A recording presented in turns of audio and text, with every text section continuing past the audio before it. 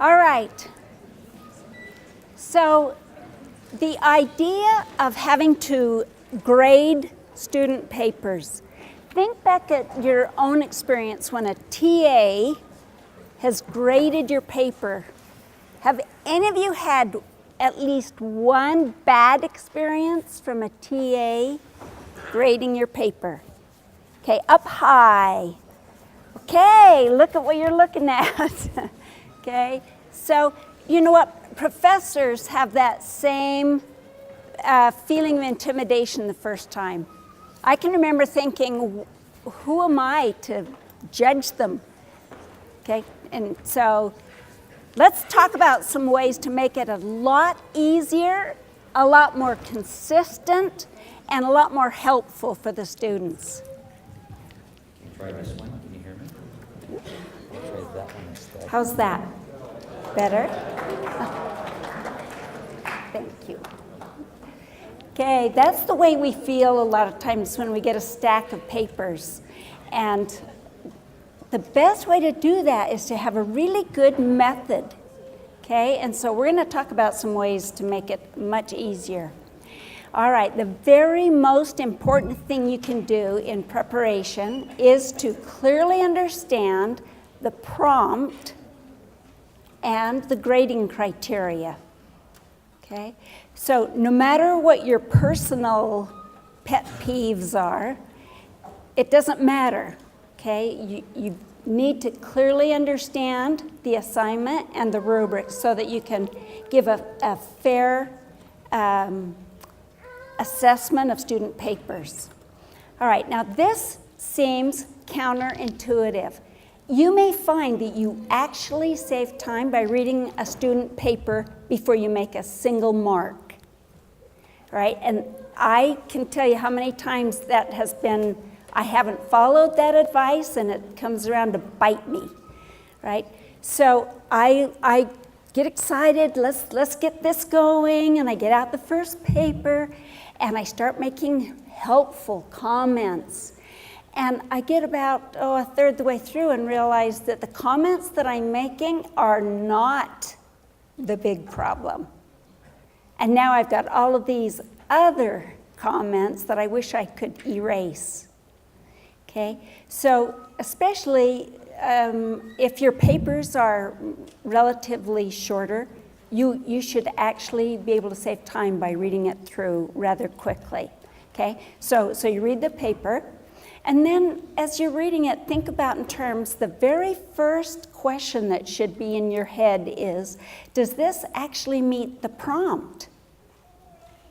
Is it really what the professor's asking for? Because it doesn't matter how beautiful, how elegant, how wordy it is, if it doesn't meet the assignment, okay? So just being well written isn't enough, all right? So global issues. The thing that you can most help with is helping students address the prompt, okay?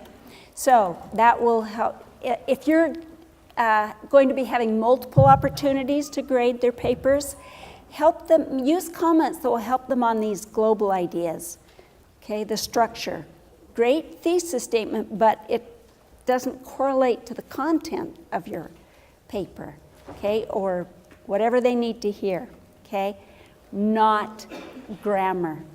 And almost always, because we are often a little nervous about putting somebody's grade on the line. We've all got to have A's because we're all going to graduate school and we all can't miss that 1 or 2 points, okay? I'm making fun because I've been there too.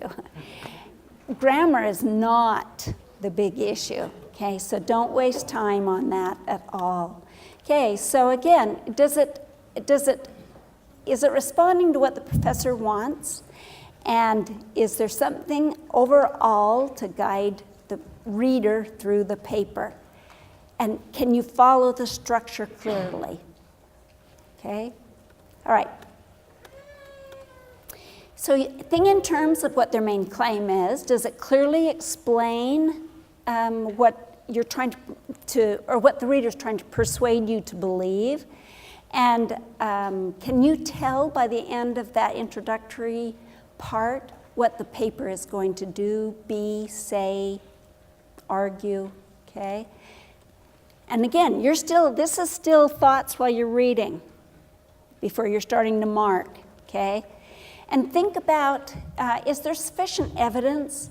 One of the issues with student papers that I frequently see, I teach the advanced writing and psychology course. I can see some of my students there. Yes, I'm their favorite teacher. I'm not letting them have the mic. We'll just assume that's truth, right? All right, so is there enough evidence? One of the things that with the student paper is sometimes they have a tendency, or we even have that tendency, to overgeneralize something. For example, all parents want their children to be successful, and with no evidence, because obviously everybody knows that, right? Well, no, not all parents want their kids to be successful. All right, so help students look for their evidence to support those claims. And are they sticking to what their main claim is? Okay, is it supportive? Or as you're reading, does it make you sort of step back and think, where did that come from? Okay, or you make this claim, but this evidence doesn't seem to have anything to do with it, right? So you're still pondering what's the structure, what's the response to the prompt, okay? So structure. One of the things with the structure is the paragraph form, and we'll talk a little bit more about that. And then the conclusion. I wish, my first 2 degrees were in English, and I wish that I had saved my papers, but I think I built a fire and did a pagan dance around them to celebrate that I was done. I wish I'd saved them, because then I'd have some really good examples of bad writing. I think you could have taken virtually all of my undergraduate student papers, and you could have taken the introduction and switched it with the conclusion, and it would have still made sense. Okay? It was sort of I don't know what else to say, I'm all done, and I'm tired of this, and I'm going to be through with my paper. All right? But the conclusion should be adding the so what. Why should your reader care? And the now what, right? So that they don't simply just rephrase the introduction and stick it at the end. All right. After you've done that read, and you have these ideas and these impressions in your head, and you haven't written anything on the paper yet, and you're really glad you didn't, because you're going to start editing because the grammar and punctuation is so bad. And the thing with grammar and punctuation, if you're comfortable with it, that seems a safe thing to grade.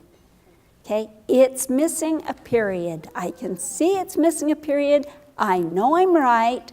The student's not going to come and argue with me about that, okay? And we're less comfortable with some of the other kinds of issues for grading. So especially if you are, if you've enjoyed punctuation and grammar and you feel comfortable with it, you're going to have to really, I had to almost sit on my hands to not start doing that, because I did it so many times wrong. Get a feel for the paper. Then after you've read it, then you can decide what comments to make, okay? So what kind of comments? It will depend on what the professor wants. What are the rubrics? What are the criteria for grading the paper? And we'll talk about how to draw that out of the professor even more, so that you can make sure you're on the same page, okay? And then start to write them. Be specific and be sincere, okay? And sometimes it's hard to think of good things to say. We want to make sure that we point out what they're doing well, or they'll give up, or they'll think the whole thing is really bad. So think of nice, You know, some honest things to say. That's a great period at the end of that sentence. All right, so one of the trends now, scholarly research shows that any more than 3 to 4 comments on a page is too much. And that's why it's beneficial if you've read it first. Now you can pick and choose. Based on what the professor wants, if I were only going to tell the students 3 things on this page, what are the 3 most problematic or done especially well items that I can point out to the student? Okay, so now you can develop it a little bit more fully. Have you ever had a paper that it looks like the teacher was trying to commit suicide with red ink on your paper? Yeah, I had one really bad one like that when I was working on my master's degree, and I mean, it literally just, I couldn't even read it when I first got it back. I just couldn't face it. I thought there's no redeeming value to this paper, okay? So be specific, use the rubrics to guide what you're talking about, okay? And then at the very end, you could write 2 or 3 sentences, especially if they're going to be writing again for that class, okay? So maybe there are a few things that you can say to guide them. There are some great ideas in this paper. A thesis that clearly guides the reader through your claim would help the reader, okay? Comments like that you can make.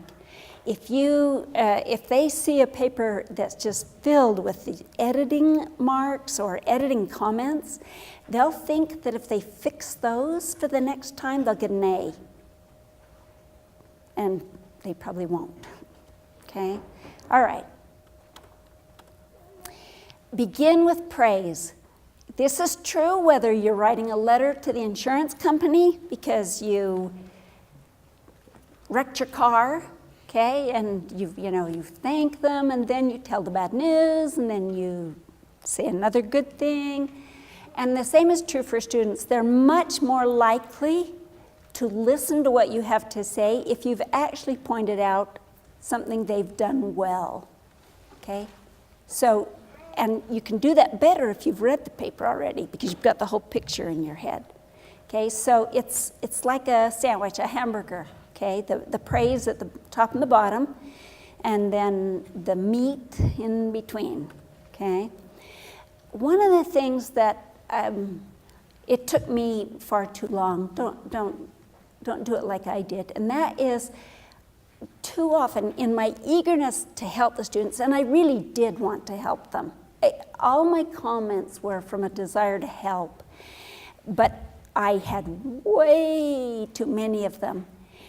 And I had a tendency to gravitate straight to the negative stuff and then try to explain kindly, like Dr. Olson said. That isn't true, by the way, what he said, but some true. And to try to guide them so that they could figure out how to do it better for themselves. But it was always negative. You should do this, and then this, and then this, then this. It's far better if the very concept that you're trying to help the student recognize, if they've done it well in another part of the paper, simply point that out at the problem site. Say, this would be more instructive if you did it like you did at the beginning of page 2, okay? Then that's much more helpful than simply trying to correct everything, okay? So find a good example, not just so you can praise it, but so that you can help them see what they've done well, that they should continue to repeat, okay? Again, limit the number of comments on the page. I think one of the fears I had when I was a brand new professor was that I had to prove why I gave them a B on the paper. So I had to have lots and lots and lots of comments to prove that the bee was actually gracious, right? And don't do that. Just limit your comments and limit them to only the most important items, those things important to the professor. Again, if they're going to be writing more than one paper, make sure that your comments are such that they get the idea of basically, next time you're going to want to do this, okay? Respond as a reader. You're not the professor. You're not, okay? And you're not expected to be. You shouldn't be expected to be the professor. But the thing that you bring that is really valuable to both the professor and the student is that you respond to what you're reading, okay? And sometimes there's this idea of, what, really? Okay, how can I help the student do this, okay? Or this works well, or this is a great example of your claim from the first page, right? So respond as a reader does, and your comments can reflect that. Not this is right, this is wrong, but this works well because, okay? All right, think about your audience, right? Think of those poor, struggling little students who need your help. Okay, so the tone should be serious. Even if you don't think that they cared about the paper, make the assumption that they did, okay? Avoid anything that comes across as an attack on the paper. So here are some kinds of the big global pictures, okay? And these are the kinds of comments that you can make. They're more developed than a single word, okay? Enough to guide the students. And again, notice how they're a reaction to what you're reading, okay? How does your main claim address the writing prompt? So you're confused, okay? This is a great paper, but it has nothing to do with the assignment. That's the feeling that you have, okay? I'm confused. I like this connection. I wish there were more evidence to support this claim. Okay, use that reader response kind of commenting. Okay, so the focus, the content, the structure, the evidence, global things, depending on what the professor is looking for. Okay. All right, in contrast to that, hopefully no teacher does this anymore, but when I was a really young student, and I'd get a paper back, and it was always graded in red. I don't even own a red pen. That's just contrary to my nature. But I would get my paper back, and it would have AWK. Okay, and then another one, with an arrow. Okay, have any of you ever had that one? Oh, yeah, okay, some teachers are diehards still using that, right? Okay, so even if you figure out that awk means awkward, it doesn't tell you anything. What's awkward? Is it my claim? Is it my sentence structure?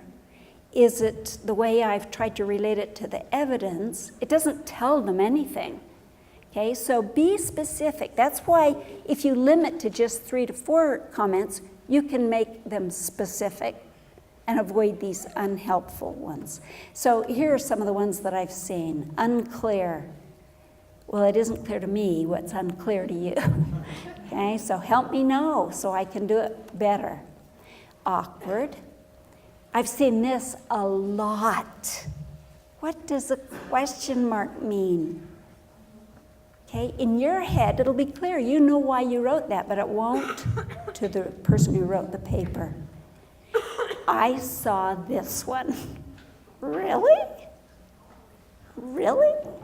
That's probably not the right tone. Huh? Seen that one a lot.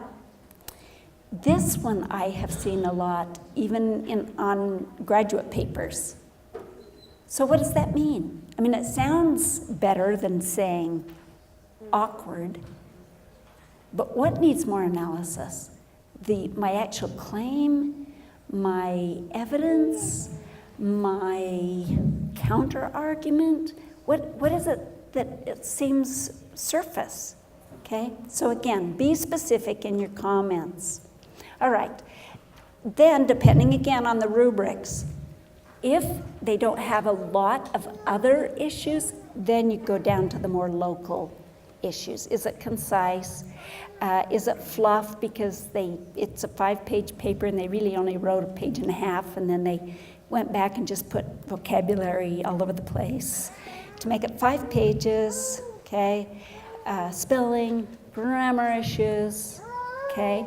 Again, don't mislead them by making them assume that because you've indicated all of these punctuation and grammar problems, that if they fix them next time they'll get an A, and when there's maybe not even a main claim.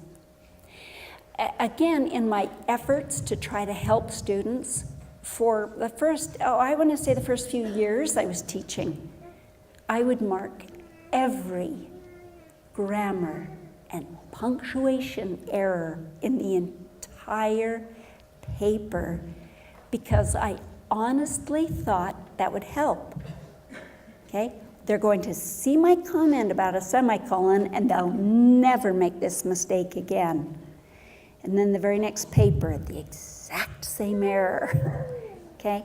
It doesn't help them and it certainly doesn't help you, okay? Don't waste your time on making lots of those comments. Stick to the global things, stick to whatever's on the rubric. It is often tempting to simply begin editing. Again, with editing, a lot of times it seems more black and white. It's easier, it's often easy when you're reading the paper to know, you read all the way through it and you go, this is a C paper. What's harder is to figure out why. What is it specifically that I can tell a student why it's clearly a C paper, okay? Don't make editing marks on the paper at all. If it is so bad, if the grammar and punctuation are so bad that it's interfering with your understanding of the main point, that's a great one-time comment, okay? Perhaps at the end, or if you're angry, say it nearer the front. And simply say, there are so many errors in the paper, I had a hard time understanding your claim. And then don't say anything more about it, okay? You still grade them, but it's not your job to find all the issues, okay? And again, don't edit for them, okay? You don't care if they eat grandma, okay? Don't take over the student's paper. All right, don't spend the time crossing stuff out for them. That is not helpful, okay? It's not helpful. Those aren't the kind of comments that can improve their writing. And same with the correctness, okay? Don't insert the semicolon, don't add the quotation marks. Take off points, depending on what the rubric says, but don't correct it for the student. Think of your own papers. Have you ever, as a result of seeing one of the comments on one of your papers, fixed your grammar for time and all eternity? No, right? If you even bothered to pick up a paper, right? Because it was due on the last day of class. Okay. Now, this is really, really important. If possible, encourage your professor to use rubrics for grading the paper. For my classes and my purposes, I'm not advocating this for everybody, the day I hand out the assignment for their literature review, it's a 10-page plus paper, I give them my grading criteria. I don't want any surprises. I want them to know exactly what I'm looking for, okay? And whether or not they actually will allow the students to see the rubrics, the expectations should be that clear. So there's a lot of different kinds of rubrics, 2 that are used frequently. One is holistic, and that's where you look at the paper as a whole. That's the kind of rubric you should use if the paper is due on the last day of class.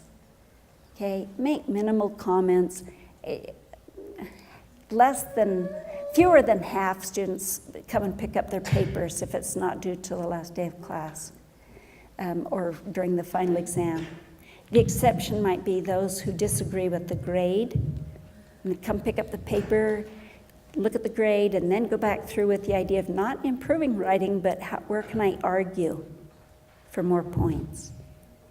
Okay, so an analytic breaks it down more, but here's what a holistic one looks like, where this is what an A paper would look like. I would never use one that's this detailed. This is just to give you an idea that what a holistic rubric would look like. It's often more like this. My writing assignment, the rubric looks like this, except I don't tell them how many points. Okay, so I leave out that column, and I don't write, I don't break it down like that, because that encourages them to come and argue for 1 or 2 more points. Okay, I simply have the categories. I might say format and content. That section with these ideas is worth, 20% of the paper. But I don't break it down for them. I don't want them coming and arguing with me about a point. Sometimes a rubric like this can be really effective, especially if they're going to write more than one paper. So there's this sort of sliding scale. You're doing this well. This one is okay. And see, you can convey a lot of information very quickly with a rubric. Okay? All right, so why do we want to use rubrics? It helps the student know exactly what you're looking for. It makes it so that just because the paper might be interesting, you don't grade it higher. Okay? It explains the grade without you having to write all of those comments, and it'll save you time. Okay? The first paper or 2 will always take longer. Oh, and you just think, really? I'm going to spend a half hour on each paper, and I have 100 of them. Okay? But once you kind of get a feel with what the students are able to do, it goes much faster. Sometimes you need to go back after you're done and relook at the first 2 or 3 and see if you're still on that same page. All right, how do we make it so that they're grading the same? Have you ever had a class with multiple, how many of you are TAs for a class where there's multiple TAs? Okay, most of you, okay? And have you ever had your own experience where you felt like your TA graded a lot harder than somebody else's, so you're not going to get an A, even though your work is better than some of the students that have a different TA? Okay, so what you want to do is try to make it so the TAs are grading fairly similarly. Okay, so you want to do a process called grade norming. And the way you do this is you get, once the papers have been submitted, you choose 2 or 3 of the papers. You can do it, just through a skim reading to pick out some really different ones. Okay, and then you have all the TAs and the professor, okay, read through them so that to see how closely you're grading each other. So every year the university gathers papers from the advanced writing classes. So it's a 3-year cycle. So for example, if my students, they looked at it last year, it'll be 2 more years before they gather samples of that one again. So we do 1/3 of the university each year. So we gather there's usually about 8 really highly qualified professors to review these papers. That the student names are taken off. The instructors have to send all of the class's papers, either a hard copy or an electronic copy, and we read them, and we have a rubric to see if they're meeting university standards. So we have these really qualified faculty reviewing together. We always grade norm, and we never do it all the same the first few times. Often I've been in one of those settings where one professor has rated it the very highest, and one has rated it, this exact same paper, the very lowest. Okay? So grade norming is really important. You may think that automatically you've had the teacher before, so you know what to expect. That's why you want to do grade norming. The American Heritage TAs do this as well, and whenever possible, we have Professor Pope or whoever is teaching American Heritage that time. It's very eye-opening. We actually did a grade norming session where the advisors all got within 1 or 2 points, and Professor Pope was clear at the opposite end from all of the rest of us. Okay? It's really important to grade norm. Okay? So you select some to evaluate. You review the rubrics the professor wants you to use. You read it independently and make comments on it. Then you talk about it. Okay, what are we looking at differently? One year, I was the outlier. It did not matter how many times we did the grade norming, I could not conform. And it's because we were doing the social science papers, and we write differently in the social sciences. So it was really hard to come to a norming consensus. Okay? And then you just keep doing it, papers until sometimes you might have to do 2 or 3 until you feel confident that you're grading pretty close together.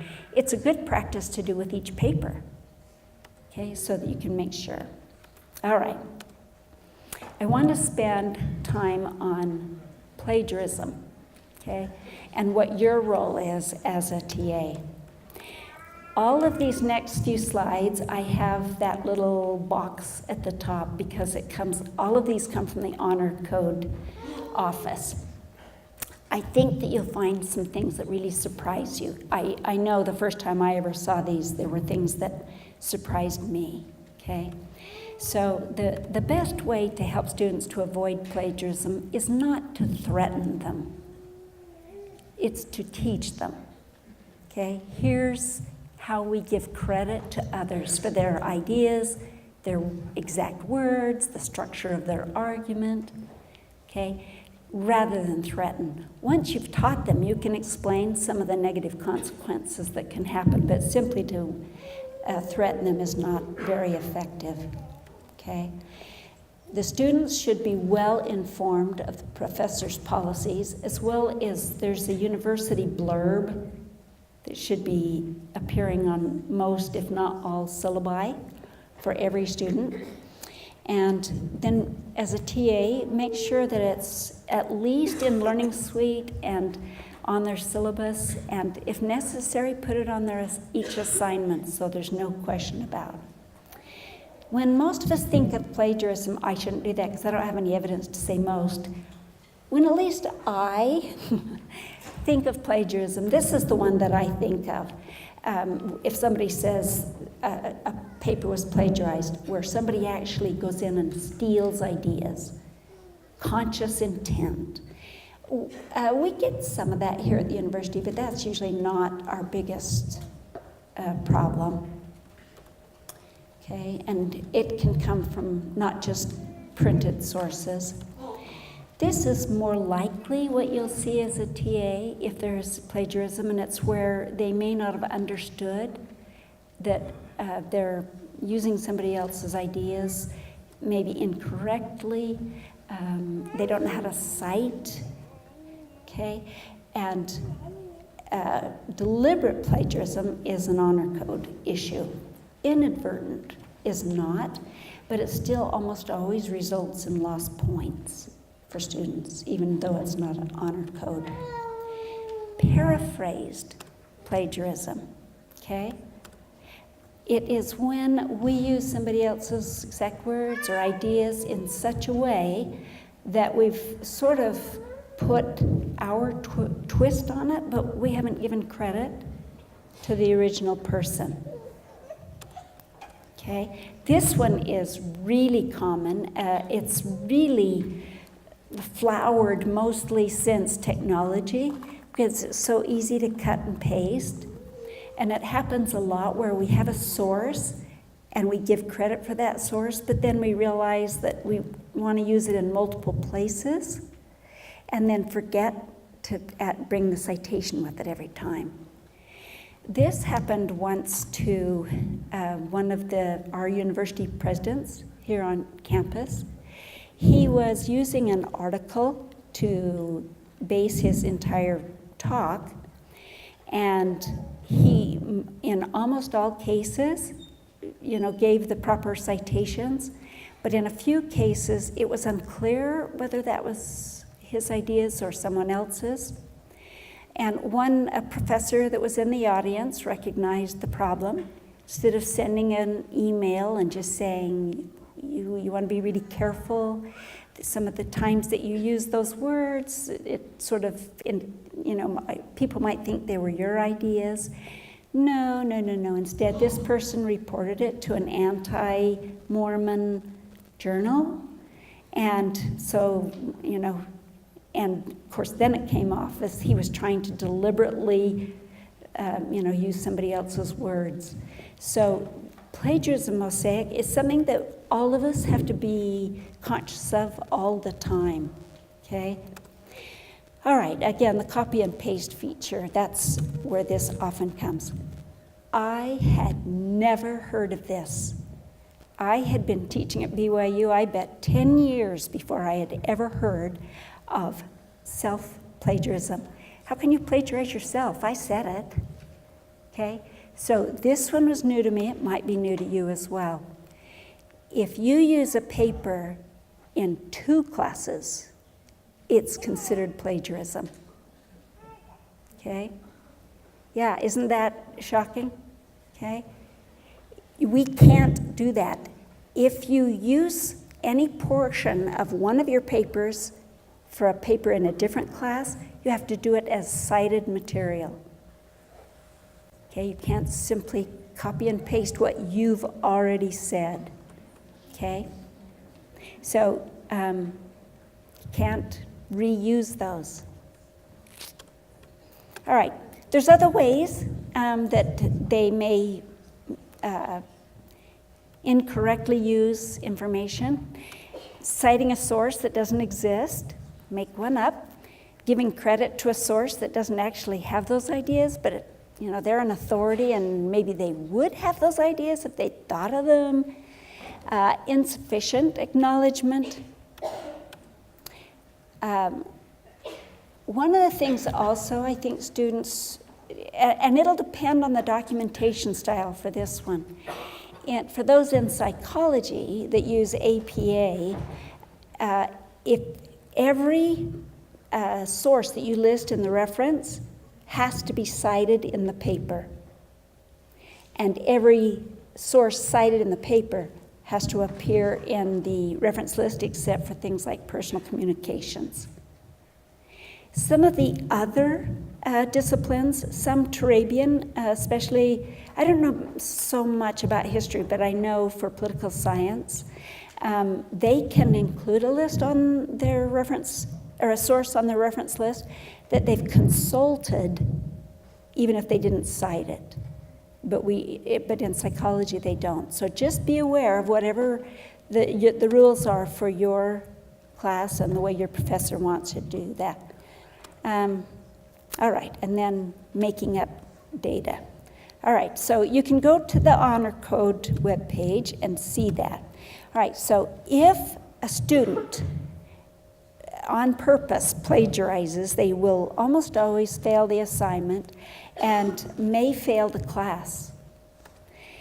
the professor might decide to deal with the student, him or herself, or may simply involve the honor code office and they'll take care of it. Be aware, for your students' sakes as well as your own, that if there is an honor code infraction while you're here at BYU, it stays in your file permanently. Okay, so if it occurs that there's plagiarism, for example, it stays there. And I have seen one case where a student was expelled because of the blatant plagiarism. All right, if it's an accident or simply because they didn't understand, almost inevitably they'll lose points. They don't typically fail the assignment, but they may. It'll just depend on the criteria. So just be aware of that. So what's your role? You don't take care of it. Okay? You pass that straight to the professor. No professor should put that on your shoulders. Okay, that's a serious accusation. It needs evidence. You should not have to be the one. You shouldn't have to call in a student. You shouldn't have to. You just simply take it to the professor. Okay? All right. I want to see if I can give you some ideas to help with the grading of papers, a little bit lighter topics. Make sure you understand the assignment and what the professor wants, and avoid procrastinating. They seem a lot worse at 3 in the morning than they do if you can get to them sooner. I don't use this third method, but I have a lot of colleagues that do that. Once they've graded the first 2 to 3 so they get a feel for it, then they set the buzzer. Okay, they get 15 minutes or whatever for that particular paper. When the buzzer goes off, they make a final comment and they're done. Okay, so, that might help too if you kind of pace yourself a little bit better. If the paper is so bad, it usually will save you time to simply invite the student to come during your TA hours and just have a conversation about it. Again, don't make more than 3 to 4 comments on the page. All right, so where can they get more help? They can come to, we have a writing lab just for the social science students. I don't know of any other university that has that. There may be one, but I've never been able to find one that has it. So all the advisors are within the social science disciplines. We don't have any English majors. A lot of the students that you work with come to the writing lab, okay, and they're welcome there. The best way for them is to make an online appointment, or to make the appointment online rather than a walk-in. Right now, they could walk in at any time and be able to get in, but as the semester goes on, it gets busy. So you can go straight to our homepage, and they can make an appointment there, there's the number. We're located in the JFSB on the main floor, in the very northeast corner on the main floor. We're open 9 to 5, Monday through Friday, and closed for devotional. Okay, so in the last couple of minutes, how can we grade effectively? Tell me what your thoughts are. Global issues. You are so right. Okay? Oh, no. That's not how you want to grade. You may feel like it. All right. So, global issues. She's exactly right. That's the key thing. What's the main thing that the professor wants the students to have been able to do? Okay? And use rubrics whenever you can, having done grade norming so you're about all on the same page. Help them avoid plagiarism. Sometimes it's helpful to put some training information on Learning Suite if the professor doesn't want you to take any time talking about it in a class period. And again, teach, don't threaten, okay? All right, any questions? You can do this. You can do this. Some of us have survived stacks of papers. All right, good luck to all of you. Thank you, Joyce. I'm just going to grab this.